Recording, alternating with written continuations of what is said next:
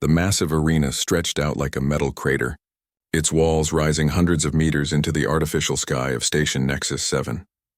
Thousands of alien spectators filled the tiered seating, their varied forms creating a rainbow of colors and shapes that would have amazed any human seeing it for the first time. But Marcus Chen wasn't amazed anymore. He was terrified. The 17-year-old human boy stood in the center of the arena floor, his hands bound behind his back with energy shackles that hummed with deadly power. His school uniform was torn and dirty from 3 days of captivity, and dried blood marked where the Zalathi pirates had struck him during his capture. Around him, the crowd roared in dozens of different languages, but the universal translator in his ear made their meaning clear enough. They wanted blood. Marcus had been on a student exchange ship, heading to the peaceful Centauri colonies to study xenobiology, when the pirates attacked. Most of the students had been ransomed back to their families, but Marcus came from Earth's lower districts. His parents were factory workers who could never afford the astronomical sum the Zalathi demanded. So instead, they sold him to the fighting pits. The arena master, a hulking Krunian with blue-scaled skin and 4 arms, gestured toward the massive screens that surrounded the arena. Marcus's image appeared along with text in a dozen languages. The crowd's roar intensified. "Citizens of the galaxy," the arena master's voice boomed through hidden speakers. "Today we witness something special. For the first time in the great arenas of Nexus 7, we present a human youngling in mortal combat." Marcus's stomach churned.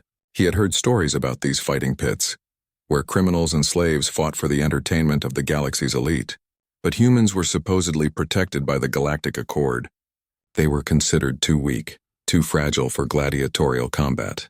Apparently, that protection didn't extend to kidnapped children from backwater worlds. The arena master continued his announcement. Humans are known throughout the galaxy as a peaceful species. They prefer negotiation to warfare, cooperation to conquest.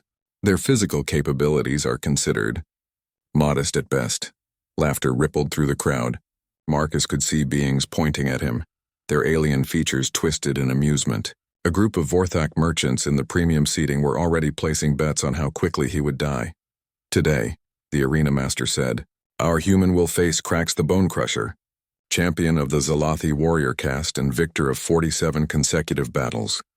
The massive doors on the opposite side of the arena began to grind open. Marcus felt his knees weaken as a figure emerged from the darkness beyond. Krax was everything Marcus had feared and worse. The Zalathi warrior stood nearly 3 meters tall, his chitinous exoskeleton gleaming like black metal under the arena lights. 4 powerful arms ended in claws that could tear through steel, and his compound eyes fixed on Marcus with predatory hunger. The crowd erupted in cheers as Krax raised his arms in triumph. He had never lost a fight, and everyone knew this wouldn't be the first. The betting screens showed odds of 500 to 1 against the human boy surviving more than 30 seconds. Marcus had grown up in the industrial zones of Earth, where violence was common and survival often meant fighting back against those who preyed on the weak. But this was different. This was a creature that could crush his skull with one hand. Facing him in front of thousands of bloodthirsty spectators who saw him as nothing more than entertainment. The energy shackles around his wrists suddenly deactivated and fell to the arena floor. Marcus rubbed his wrists, trying to restore circulation, while the arena master's voice echoed around them. "Combat will commence in 60 seconds. Victory goes to the survivor."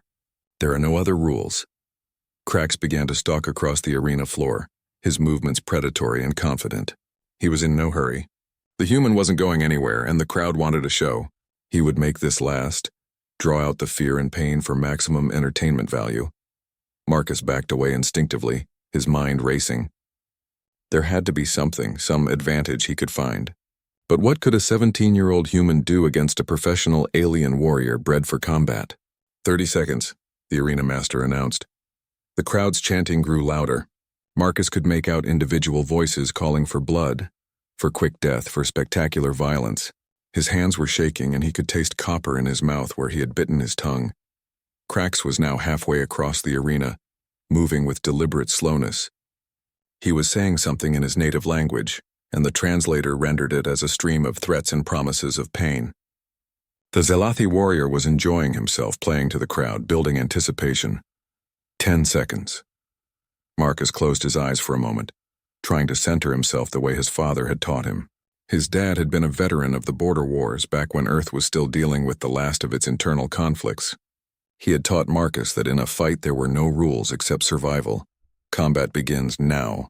The arena erupted in noise as Krax suddenly charged forward, covering the remaining distance with frightening speed.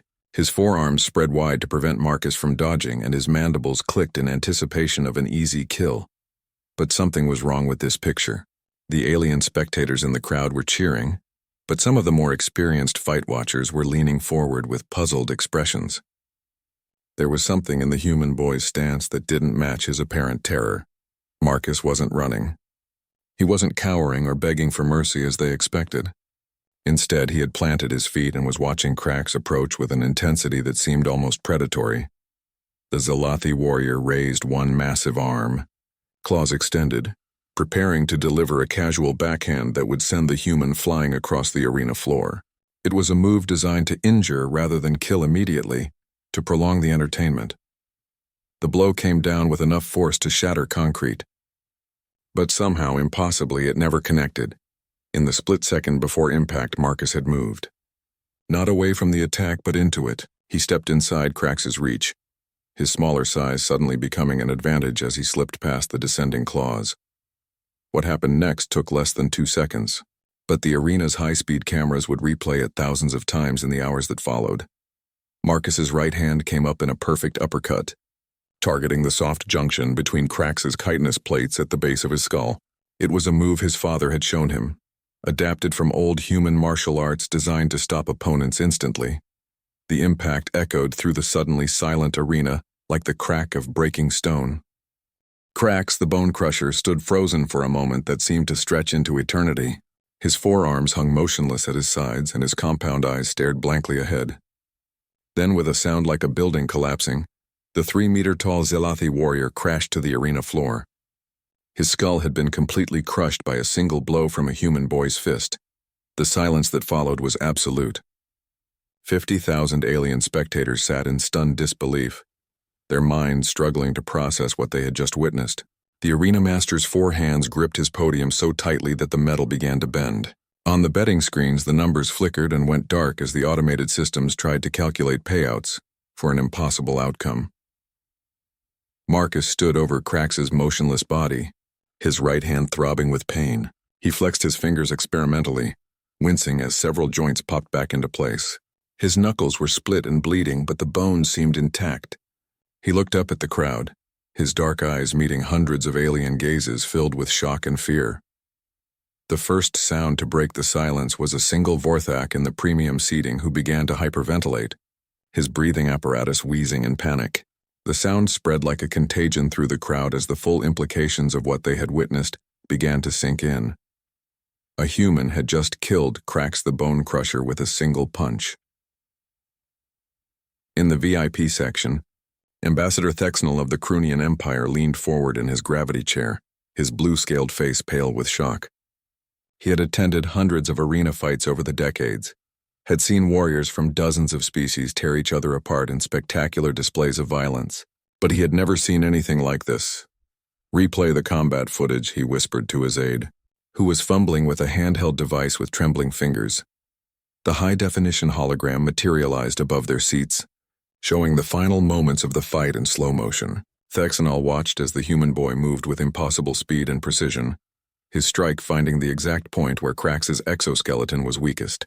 The force of the impact sent visible shockwaves through the Zalathi warrior's entire body. "Calculate the kinetic energy of that strike," Thexnel ordered. His aide's device chirped softly as it processed the data. The number that appeared made both Krunian officials step back in alarm. The human had generated enough force to punch through the reinforced hull of a starship.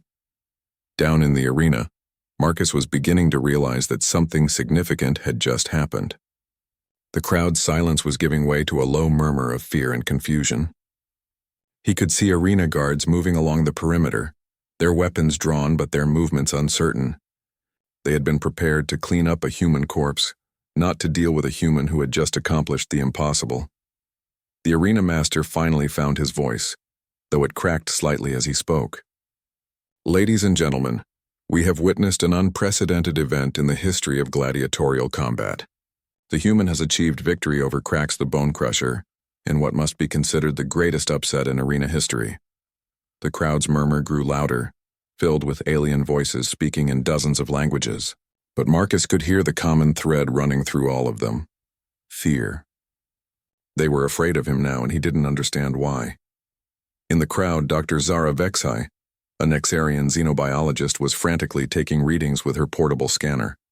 She had come to the arena purely for anthropological research, wanting to study how different species reacted to violence as entertainment. She had never expected to witness a complete reversal of everything the galaxy thought it knew about human physiology. Her scanner showed readings that should have been impossible. The human boy's bone density was within normal parameters for his species.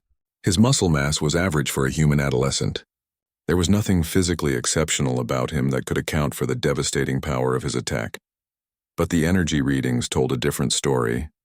At the moment of impact, her scanner had detected a massive spike in bioelectric activity throughout the human's nervous system. It was as if every cell in his body had suddenly synchronized, channeling their combined energy into a single, focused strike. "This can't be right," she whispered to herself. Running the scan again, down on the arena floor, Marcus was approached by a squad of Nexarian guards, their plasma rifles trained on him but set to non-lethal stun. Their leader, a tall insectoid creature with multifaceted eyes, spoke through a translator unit. "Human designation Marcus Chen. You will submit to immediate medical examination and detainment pending investigation of this incident." Marcus looked around the arena one more time. The crowd was still staring at him with a mixture of fear and fascination. He could see beings in the VIP sections frantically making calls, their gestures urgent and panicked. Whatever had just happened, it was bigger than just a fighting pit upset. "I want to contact my government," Marcus said, his voice steady despite the adrenaline coursing through his system. The guard leader's antennae twitched in what Marcus had learned was the Nexarian equivalent of laughter. "Your species representatives will be notified in due course. For now, you are a security concern of the highest priority." As the guards escorted him from the arena floor, Marcus caught sight of one of the massive screens that ringed the fighting pit. It was displaying slow-motion footage of his strike against Krax, along with scrolling text in multiple languages. Even without translation, he could see that the numbers being displayed were causing excitement among the crowd. In the arena's medical bay, Dr. Zithara, the facility's chief physician, was examining Krax's body with increasing bewilderment. The Zalathi warrior's exoskeleton had been completely shattered at the point of impact, but the damage pattern was unlike anything in her medical database. The fracture lines suggest an impact force equivalent to a high-velocity projectile, she reported to the arena. Officials gathered around the examination table, but our sensors clearly show that the human made contact with only his bare fist. She indicated the spiderweb of cracks that radiated outward from the impact point. The force was transmitted through Krax's entire skeletal structure instantaneously. His nervous system suffered massive trauma from the shock wave alone.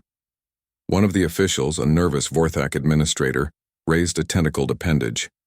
Could the human have been using some form of hidden technology?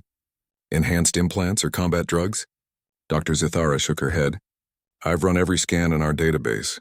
The human shows no signs of artificial enhancement or chemical augmentation. According to all our measurements, he should have broken his own hand attempting such a strike." The implications of her words hung heavy in the sterile air of the medical bay. If a completely unenhanced human could generate this level of destructive force, what did that mean for the galaxy's understanding of the species that had emerged from the third planet of an unremarkable yellow star? Meanwhile, in the arena's communication center, priority messages were being transmitted across the galaxy at faster than light speeds. The footage of Marcus's impossible victory was being analyzed by military experts, scientists, and government officials on 100 different worlds. On the Krunian homeworld, military strategists who had dismissed humans as a minor species suddenly found themselves reassessing decades of intelligence reports. If one human boy could accomplish this, what could a trained human soldier do? The galaxy was about to discover that everything they thought they knew about humanity was wrong. The detention cell was a stark cube of reinforced metal designed to hold the galaxy's most dangerous criminals. Marcus sat on the narrow bench that served as both chair and bed, his injured hand wrapped in alien medical gel that glowed faintly blue. He had been in the cell for 6 hours, and during that time, the number of guards outside his door had tripled. Through the small window in his cell door, he could see Nexarian, Krunian, and Vorthak officials hurrying back and forth through the corridor, their conversations urgent and their movements agitated. Several times, groups of them had stopped to stare at him through the window, their alien features filled with expressions he couldn't quite read. The arena station's security chief, a massive Krunian named Gorthak, stood in the observation room watching the human through a bank of monitors. The boy appeared calm, almost meditative, showing none of the fear or aggression that Gorthak had expected from someone who had just committed what amounted to a superhuman feat of violence. "The test results are back from the medical bay," announced Dr. Kestel, the station's lead xenobiologist. She entered the room carrying a data pad that trembled slightly in her tentacled grip. "I've run every analysis we have available. Blood chemistry, genetic markers, bone density, neural activity patterns, everything." Gorthak turned from the monitors, his 4 eyes focusing on the scientist. "And? He's completely normal," Dr. Kestel said, her voice filled with disbelief. "Every single measurement falls within standard parameters for an adolescent human male. No genetic modifications, no cybernetic implants, no trace of performance-enhancing substances. According to our instruments, this boy should barely be able to lift half his own body weight." The security chief's scaled brow furrowed. Then how did he generate enough kinetic energy to shatter Krax's exoskeleton? Dr. Kestel activated her datapad, projecting a 3-dimensional image of Marcus's skeletal and muscular structure into the air between them. "That's what makes this so terrifying. We can measure what he did, but we cannot explain how he did it. The energy output was at least 50 times greater than what his physical structure should be capable of producing." She manipulated the hologram, highlighting specific areas in pulsing red. "But there's something else. During the moment of impact, our sensors detected unusual harmonics in his bioelectric field.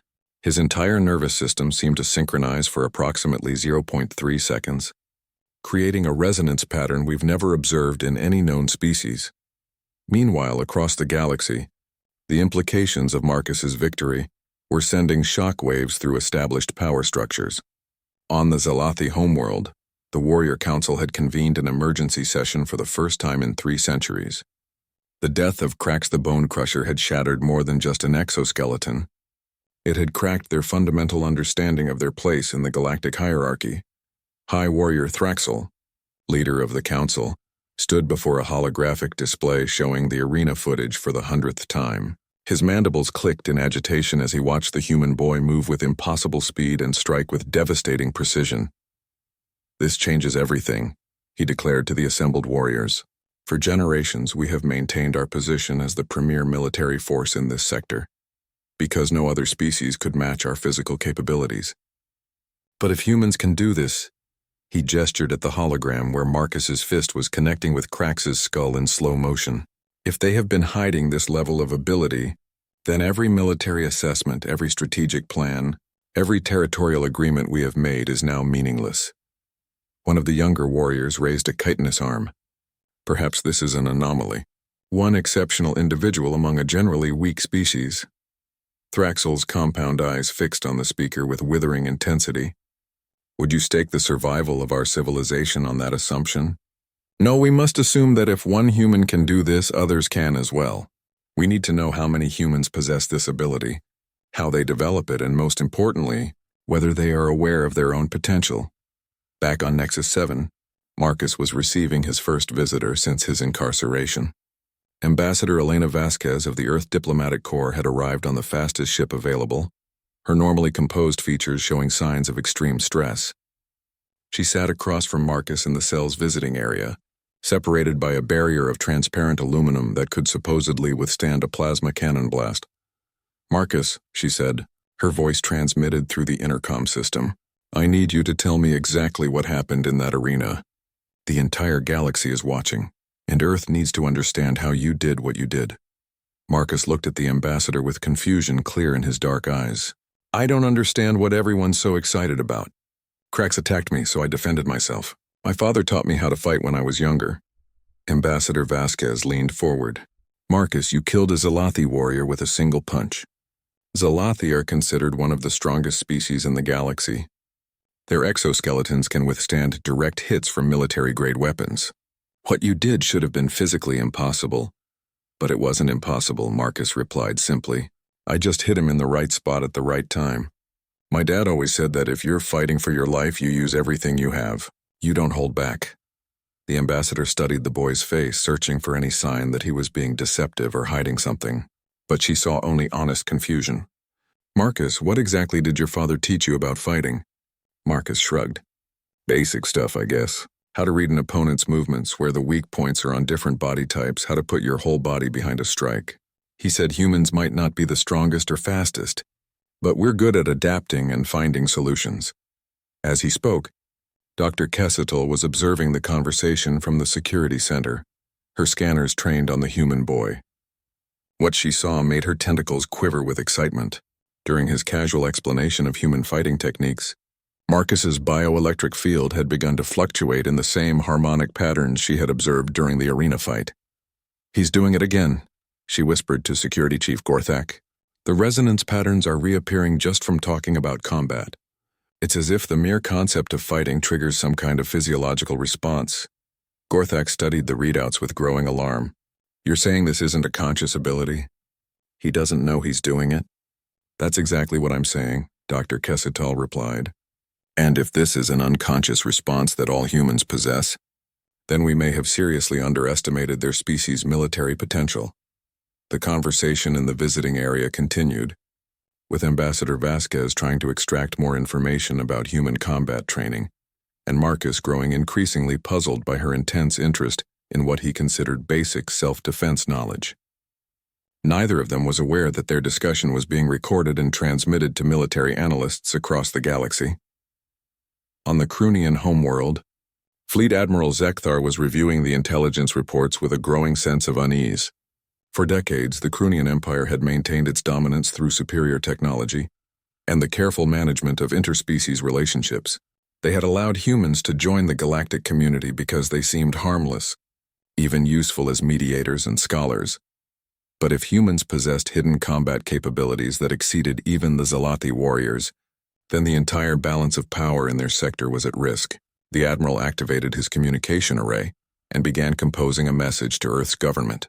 It was time for a serious conversation about humanity's true nature. In his cell, Marcus remained unaware that his simple act of self-defense had triggered a galactic crisis. He was thinking about his parents, wondering if they were worried about him and hoping that somehow this nightmare would end soon. He had no idea that across the galaxy, military forces were being mobilized, defense budgets were being revised, and diplomatic protocols were being rewritten, all because a 17-year-old boy from Earth's industrial districts had refused to die quietly in an alien fighting pit. The emergency session of the Galactic Council convened just 48 hours after Marcus's impossible victory. Representatives from 16 major species had gathered on Nexus Prime, the Council's neutral meeting station, their faces showing varying degrees of concern, fear, and calculation. The massive chamber buzzed with nervous energy as holographic displays showed the arena footage from dozens of different angles. Fleet Admiral Sarah Chen of the Earth Defense Force stood at the center of the chamber, her uniform crisp despite the emergency nature of her journey. She was Marcus's aunt, though she hadn't seen her nephew in years due to the demands of her military career. Now, ironically, his actions had thrust her into the most important diplomatic crisis of her lifetime. Honored delegates, Admiral Chen began, her voice carrying clearly through the chamber's acoustic systems. I understand that recent events have raised questions about human capabilities. I'm here to provide clarity and transparency regarding my species' true nature. Ambassador Thexanol of the Krunian Empire leaned forward in his gravity chair, his four eyes fixed intently on the human admiral. With respect, Admiral Chen, the time for transparency has passed. Your species has been a member of the galactic community for over 50 years, and in all that time, you have presented yourselves as peaceful scholars and traders. Now we discover that a single human child can kill our most formidable warriors with his bare hands. Murmurs of agreement rippled through the chamber. The Vorthak delegation's breathing apparatus wheezed with agitation, while the crystalline Nexarians chimed in harmonic patterns that expressed deep unease. Admiral Chen raised her hand for silence. If I may address the chamber's concerns directly, What happened on Nexus 7 was not an example of hidden human military capability.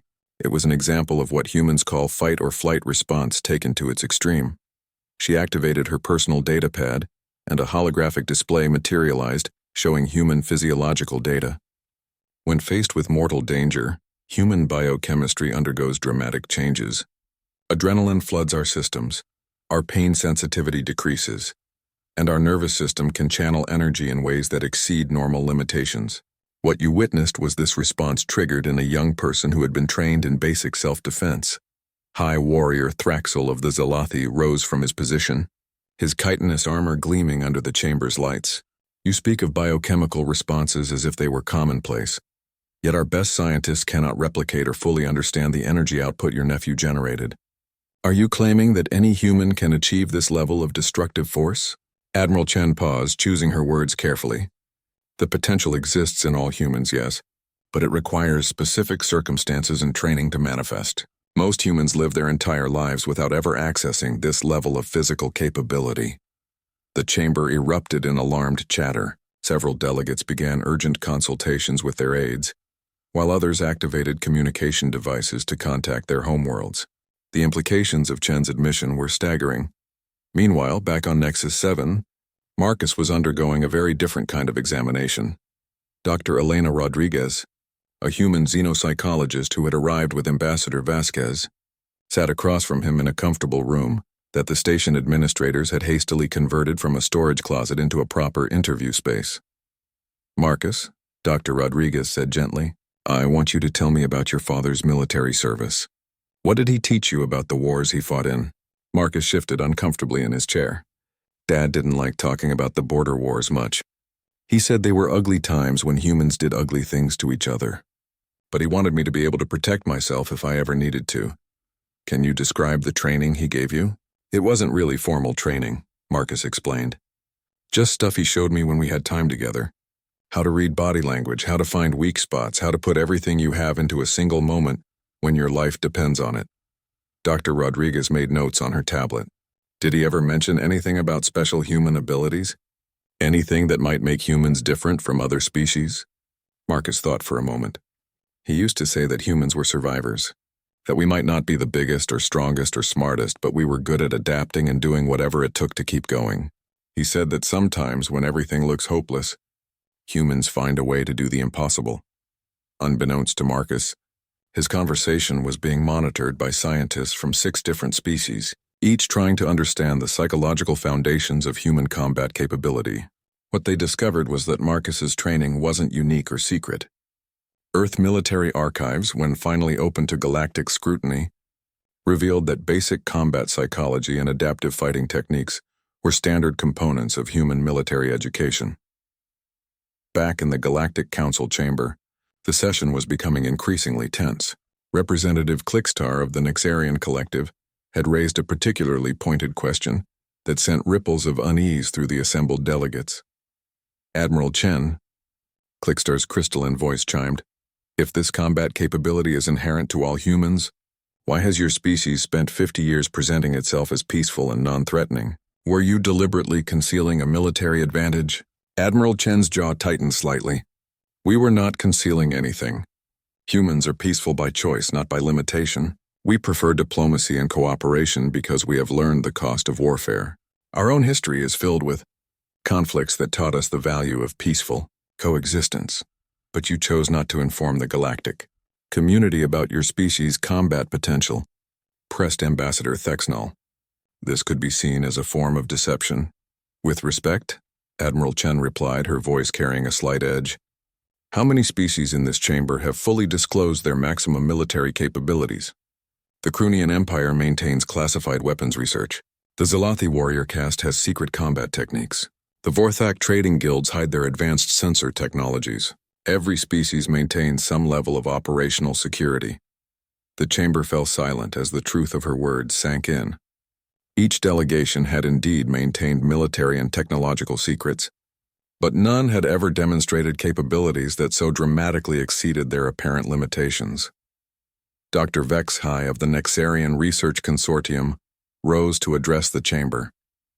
Admiral Chen, My analysis of the arena incident suggests that your nephew's energy output exceeded normal biological limitations by a factor of 50 or more, even accounting for adrenaline and combat psychology. This level of capability implies that human physiology operates under principles we do not fully understand. Admiral Chen nodded slowly. You're correct, Dr. Vexhai. Human physiology is more complex than we initially presented to the galactic community. Our species evolved under conditions of constant environmental pressure and social conflict. This created biological adaptations that most of our people never have reason to access. She paused, looking around the chamber at the assembled aliens. But I want to be absolutely clear about something. The ability you witnessed is not a weapon that humans deploy casually. It emerges only under extreme stress when survival is at stake. Marcus wasn't demonstrating human military might. He was a terrified child fighting for his life. High Warrior Thraxel clicked his mandibles thoughtfully, yet the result was the death of one of our finest warriors. Intent may matter in diplomatic negotiations, Admiral, but in practical terms, your nephew has proven that humans can pose a significant threat to even our most formidable fighters. The implications hung heavy in the chamber's recycled air. If an untrained human teenager could accomplish what Marcus had done, what could a trained human military force achieve? The galactic balance of power, carefully maintained for centuries, suddenly seemed far more fragile than anyone had realized. Admiral Chen prepared to address the chamber's fears, knowing that her next words could determine humanity's place in the galaxy for generations to come. Admiral Chen stood before the Galactic Council, acutely aware that the wrong words could plunge the galaxy into a new era of fear and mistrust. The assembled delegates watched her with expressions ranging from curiosity to barely concealed hostility. She had to find a way to explain humanity's true nature without triggering a preemptive strike against Earth.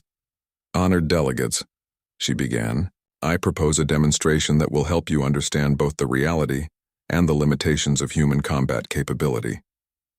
A ripple of unease passed through the chamber. Several delegates exchanged nervous glances, while others activated personal defense fields as a precautionary measure. Admiral Chen noticed their reactions and raised her hands in a peaceful gesture. I'm not suggesting actual combat. I propose that you observe human military training exercises under controlled conditions. See for yourselves how these abilities develop, when they can be accessed, and what their true limitations are. Ambassador Thexanol's blue-scaled features showed skepticism. You would allow alien observers to witness your military training? This seems unprecedented. Unprecedented times require unprecedented transparency, Chen replied. Earth has nothing to hide from the galactic community. If our capabilities are going to be evaluated, they should be evaluated accurately, not based on a single incident involving a terrified child. High Warrior. Thraxel leaned forward, his compound eyes reflecting the chamber's lights. And if these observations reveal capabilities that exceed what you have described today? Admiral Chen met his gaze steadily. Then the galaxy will know the truth, and we can have an honest discussion about how to move forward together. Humanity has no interest in conquest or domination. We seek only to maintain our place as peaceful members of the galactic community. Dr. Vexhai of the Nexarian Collective chimed softly, her crystalline form pulsing with bioluminescent patterns. This proposal has merit. Scientific observation would provide more reliable data than speculation based on a single incident. Meanwhile, on Nexus 7, Marcus was finally beginning to understand the scope of what his actions had triggered. Dr. Rodriguez had shown him news feeds from across the galaxy, where his arena fight was being analyzed by military experts and discussed by political commentators in dozens of languages. I don't understand, Marcus said, staring at a Crunian news report that was speculating about humanity's hidden warrior caste. I just defended myself. Why is everyone acting like I revealed some big secret? Dr. Rodriguez set down her tablet and looked at the confused teenager. Marcus, the galactic community has known humans for 50 years as peaceful traders and scholars. Most species see us as physically weak and non-threatening. What you did in that arena challenged everything they thought they knew about us. But humans aren't weak, Marcus protested. I mean, we're not the strongest species, but we're not helpless either.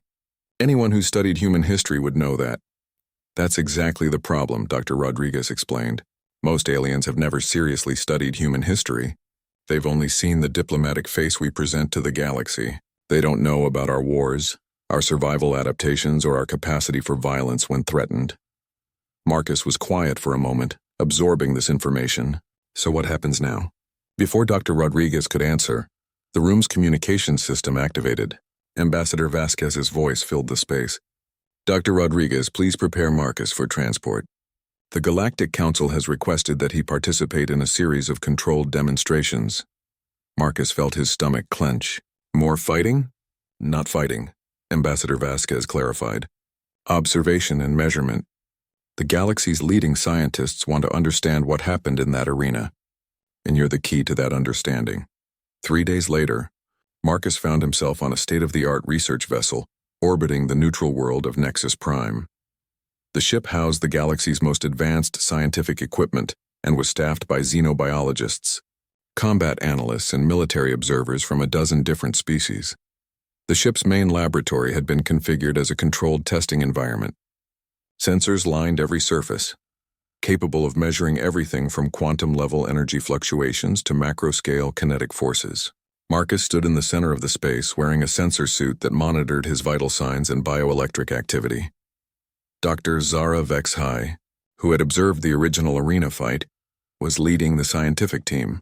Her Nexarian physiology allowed her to process multiple data streams simultaneously, making her ideal for analyzing the complex interactions of human combat physiology. Marcus, she said through the laboratory's communication system, we're going to start with baseline measurements. Please perform some basic physical exercises so we can establish your normal capabilities. For the next hour, Marcus went through a series of standard fitness tests, while the assembled scientists recorded unprecedented amounts of data about human physiology, push-ups, pull-ups, sprints, and strength measurements all registered within expected parameters for his age and fitness level. Admiral Chen watched from the observation deck alongside representatives from the major galactic powers. The aliens seemed almost disappointed by the mundane nature of the tests, having expected something more dramatic. His performance is completely ordinary, noted Commander Yixtal of the Vorthak military. How did this unremarkable physiology produce the energy output we observed on Nexus 7? Dr. Vexhai activated the laboratory's holographic display system. That's what we're here to discover. Marcus, I want you to visualize a threatening situation. Imagine you're in danger and need to defend yourself. Marcus closed his eyes and tried to recreate the fear and desperation he had felt in the arena. Within seconds, the laboratory's sensors began registering changes. His heart rate increased, his breathing deepened, and his bioelectric field began to fluctuate in the distinctive harmonic patterns that Dr. Vexhai had first observed. Fascinating, she whispered, manipulating the holographic display to show Marcus's changing physiology in real time.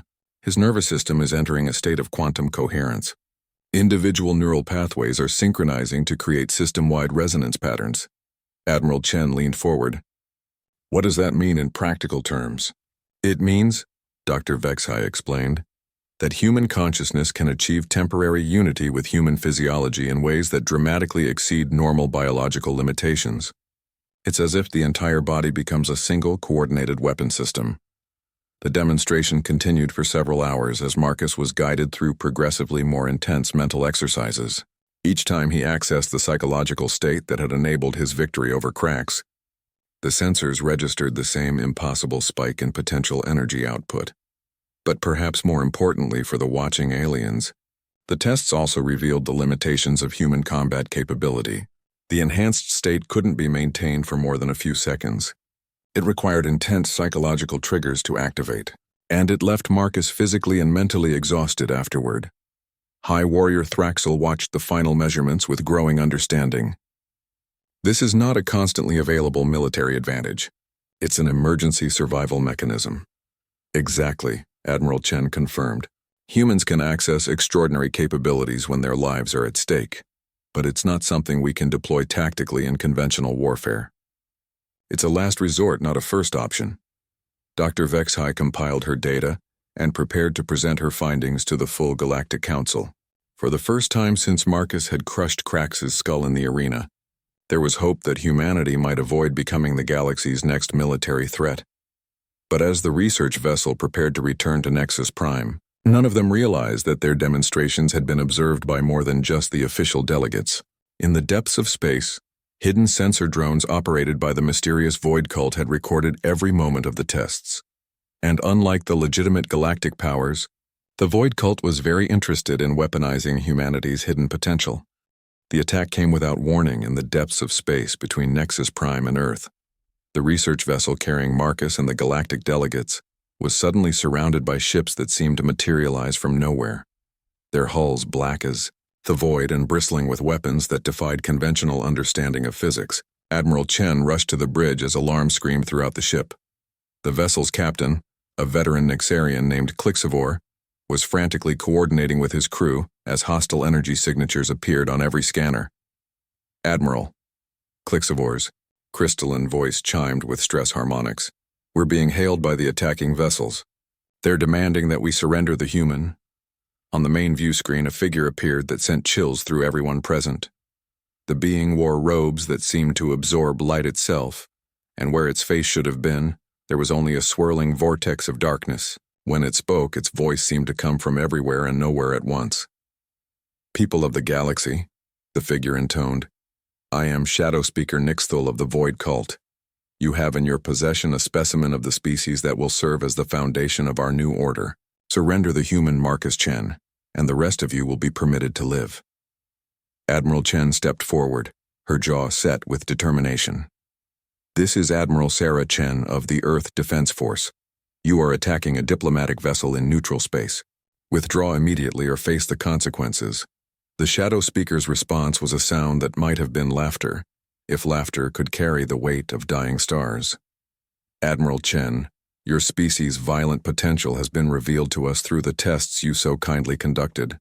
We have observed the quantum resonance patterns, studied the bioelectric harmonics, analyzed the energy output capabilities. Humans will become the perfect soldiers for the Void's expansion across this galaxy."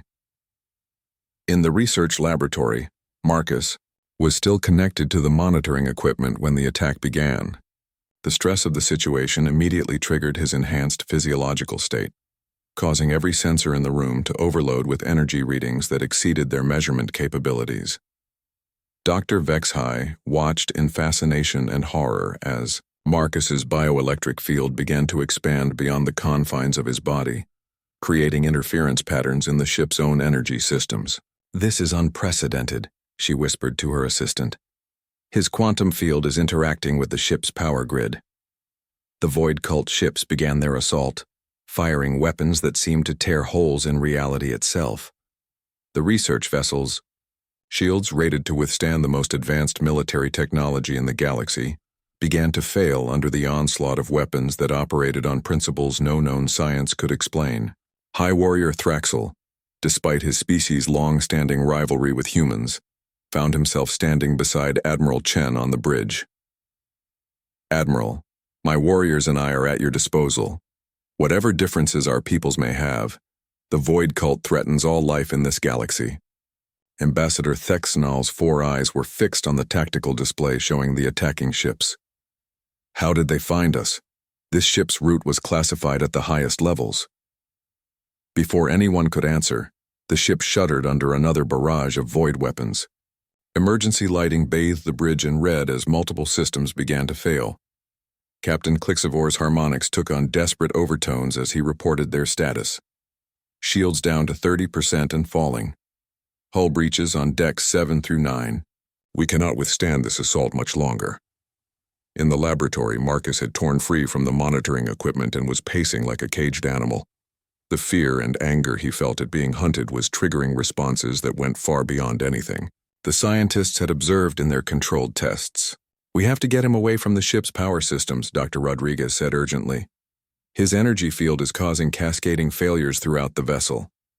But as they prepared to move Marcus to a shielded containment area, the ship's hull exploded inward. Void Cult boarding pods breached the laboratory directly, spilling armed figures in light-absorbing armor into the room.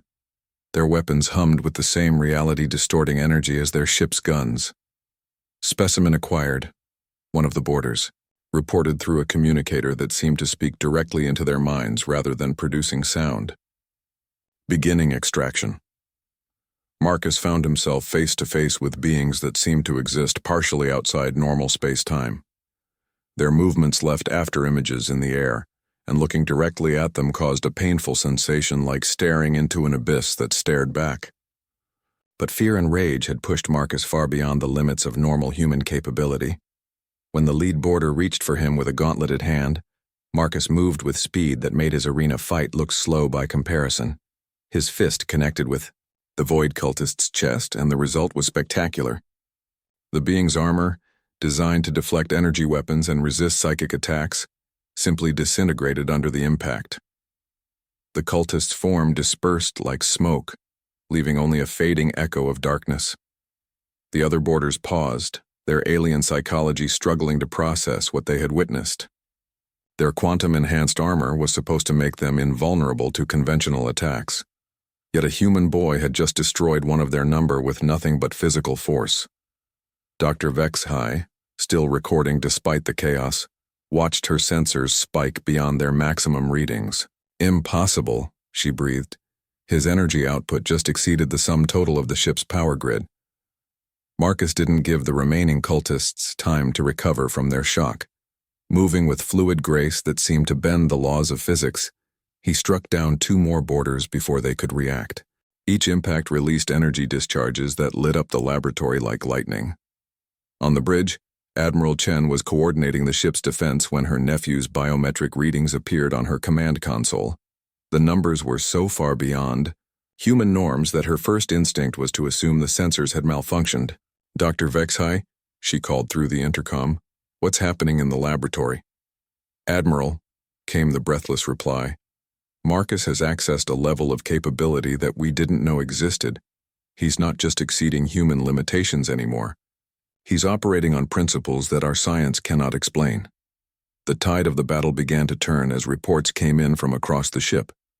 Wherever Void Cult boarders had encountered the vessel's defenders, they were being repelled by a combination of determination and desperation that the cultists hadn't anticipated. But it was Marcus's impossible performance that was the key factor. Shadow Speaker Nixthul's image appeared on the bridge view screen again, but now the darkness around its features seemed agitated, unstable. This was not anticipated, it admitted. "The human's capabilities exceed our projections. We require time to adapt our acquisition protocols." The Void Cult ships began to withdraw, their forms fading back into the darkness between stars, but their retreat felt more like a tactical repositioning than a genuine defeat. The Shadow Speaker's final words carried a promise of future encounters. "The galaxy will learn the truth about humanity, Admiral Chen. Your species will become what it was meant to be, whether you choose it or not. The Void has claimed the human Marcus Chen as its weapon. His transformation has already begun." As the alien ships vanished, leaving the research vessel damaged but intact, Admiral Chen made her way to the laboratory. She found Marcus unconscious on the floor, surrounded by the dissolved remains of 3 Void cultists and enough residual energy to power a small city. Dr. Vexhai looked up from her readings with an expression of awe and terror. "Admiral, I think we've been asking the wrong questions about human potential. The question isn't what humans can do. The question is what they might become." Looking down at her nephew, Admiral Chen realized that the galaxy's understanding of humanity was about to change forever. But whether that change would lead to acceptance or fear remained to be seen. 6 months after the Void Cult attack, the galaxy had settled into an uneasy new equilibrium. The Galactic Council had established the Human Potential Monitoring Committee, a joint scientific and security organization tasked with understanding and tracking the development of human combat capabilities. Marcus Chen had become the most studied individual in galactic history. He sat in a comfortable chair in the committee's headquarters on Nexus Prime, undergoing his weekly evaluation. The tests had become routine by now, though the results continued to baffle the galaxy's best scientists. Dr. Vexhai reviewed her latest findings with a mixture of professional excitement and personal concern. "Marcus," she said, her crystalline form pulsing with soft bioluminescence, "your baseline capabilities have increased by another 12% since last week.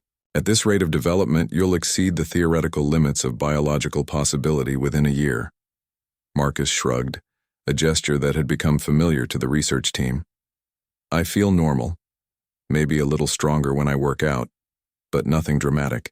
Admiral Chen entered the evaluation room, her expression carrying the weight of the galactic responsibilities that had been thrust upon her.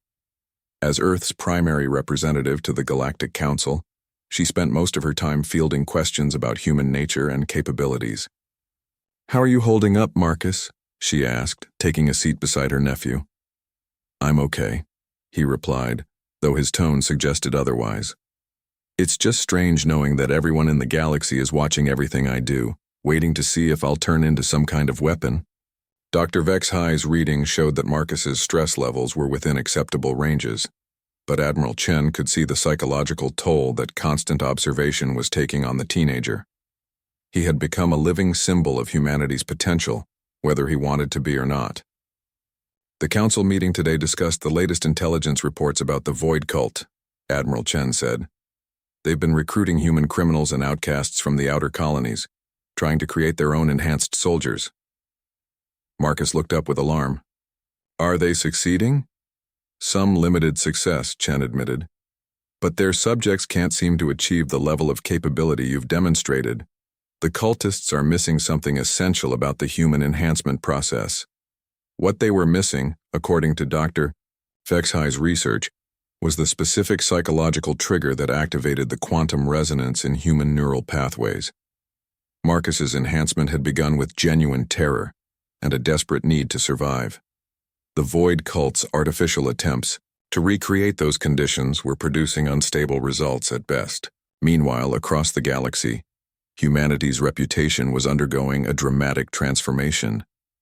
The peaceful traders and scholars that other species had known for decades were suddenly viewed with a mixture of respect and wariness. Human colonies reported increased diplomatic overtures from alien governments, but also more stringent security measures at spaceports and border stations. On Earth itself, the revelation of human combat potential had triggered massive changes in military doctrine and training. The government had finally acknowledged the existence of the Human Enhancement Program, a classified project that had been developing combat techniques based on humanity's psychological and physiological adaptations. Colonel James Harrison, director of the Enhancement Program, stood before a class of military volunteers in a training facility hidden beneath the Rocky Mountains. The volunteers were Earth's best soldiers, selected for their mental stability and physical conditioning. "What you're about to learn," Harrison announced, "has been humanity's greatest secret for over a century. We've always known that humans could access extraordinary capabilities under extreme stress. What we've developed here is a way to trigger those capabilities without requiring life-threatening situations." The training that followed was unlike anything in conventional military education. Students learned advanced meditation techniques borrowed from Earth's oldest martial traditions, combined with cutting-edge neuroscience and quantum biology. They practiced accessing states of consciousness that could synchronize their entire nervous system and channel their body's energy into focused applications. But even with the best training and selection, most students could only achieve a fraction of what Marcus had accomplished in the arena. His spontaneous breakthrough remained unique in human experience. Back on Nexus Prime, the Galactic Council was debating humanity's future role in galactic civilization. The revelation of human enhancement potential had fundamentally altered the balance of power, and not all species were comfortable with the implications. High Warrior Thraxel of the Zalathi addressed the assembly with characteristic directness. "The question before us is simple. Do we treat humanity as a partner species with newly revealed capabilities, or do we treat them as a potential threat that must be contained?" Ambassador Thexnall of the Krunian Empire had spent months studying human history and psychology. His conclusion was troubling. Humans have demonstrated remarkable restraint given their potential for violence, but their own history shows periods of devastating warfare. What happens if human society destabilizes? What happens if another faction, like the Void Cult, gains control of human enhancement technology? The debate continued for hours, touching on questions of species rights, galactic security, and the fundamental nature of consciousness and capability. No easy answers emerged, but gradually a consensus began to form around the need for continued cooperation and careful monitoring. Dr. Rodriguez, who had continued working with Marcus throughout his evaluation period, had reached her own conclusions about the broader implications of human enhancement. She presented her findings to the council in a report that would shape policy for generations. The key factor in human enhancement, she concluded, is not physical or even mental training. It's the integration of consciousness with purpose. Marcus achieved his breakthrough because he was fighting not just for his own survival, but for the principles his father had taught him about protecting the innocent and standing against injustice. This insight proved crucial for understanding why the Void Cult's experiments were failing. They could replicate the physical aspects of human enhancement, but they couldn't replicate the ethical framework that seemed necessary to achieve true capability. As the months passed, Marcus gradually adapted to his role as humanity's ambassador to the galaxy. He traveled to different worlds, participated in cultural exchanges, and demonstrated human capabilities in controlled environments. But more importantly, he served as a living example of how power could be wielded responsibly. The Void Cult made several more attempts to capture or corrupt him, but each attack was repelled by the combined forces of multiple species working together. The threat had unified the galaxy in ways that decades of diplomacy had failed to achieve. On the anniversary of his arena fight, Marcus stood once again before an alien audience. But this time, instead of a crowd baying for blood, he faced the assembled students of the new Galactic Academy for Interspecies Understanding. Young beings from dozens of worlds had come to learn about the nature of consciousness, capability, and the responsibility that came with power. The galaxy thought it knew what humans were, Marcus told them. We thought we knew too. But the truth is, none of us really knows what any species is capable of until they're tested. The important thing isn't how much power you have, it's what you choose to do with it. As he spoke, the biosensors that constantly monitored him registered the familiar quantum harmonics that signified human enhancement activation. But instead of preparing for violence, Marcus was channeling that energy into connection, understanding, and hope for a galaxy where different species could grow together, rather than fear each other. In the end, Marcus realized the greatest victory wasn't crushing Krax's skull in the arena. It was proving that true strength came not from the ability to destroy, but from the wisdom to know when not to use that ability. The galaxy was still learning that lesson, but they were learning it together.